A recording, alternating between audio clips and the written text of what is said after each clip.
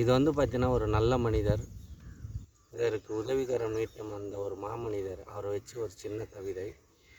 யார் இந்த மாமனிதர் அப்படின்ட்டு தலைப்பில் ஒரு சின்ன கவிதை.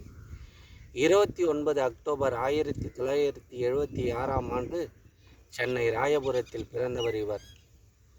தன் தாயாரால் லாரன்ஸ் என்று பெயர் சூட்டப்பட்டு தன் குடும்பத்தில் முதலாவது மகனாக பிறந்தவர் இவர்.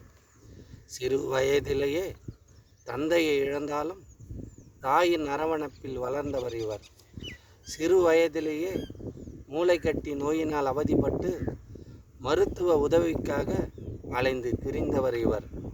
ஸ்ரீ ராகவேந்திரர் அருளினால் மீண்டும் மறுபிறவி எடுத்த இவர் சிறு வயதிலேயே நடன திறமை கொண்டு அண்ணன் சூப்பர் சுப்பராயன் வீட்டில் சிறு சிறு வேலை பார்த்து தன் குடும்ப வறுமைக்காக உழைத்தவர் இவர்.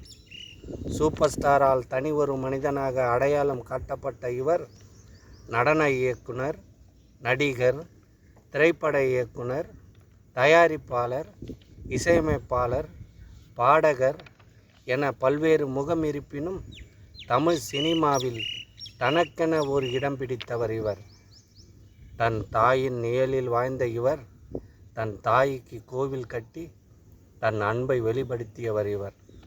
தான் பெற்ற கஷ்டங்கள் வேறு யாரும் பெறக்கூடாது என்பதற்காக பிறருக்கு உதவிகரம் நீட்டும் அந்த மாமனிதர் யார் இவர்?